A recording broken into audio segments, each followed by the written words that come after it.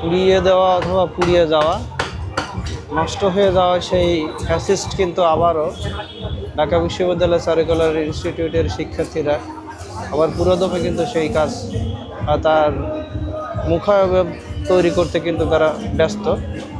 এবং 1432 সালকে বাংলা 1432কে স্বাগত জানানোর জন্য কিন্তু পুরো প্রস্তুতি গ্রহণ করছে এবং পুরোদমে চলছে কাজ।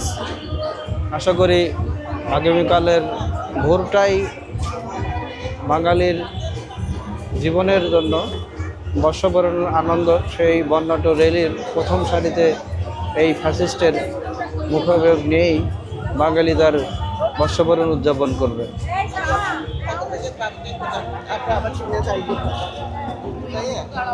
শুধু এটার পাশাপাশি কিন্তু আরও যে মুখাবয়বগুলো আছে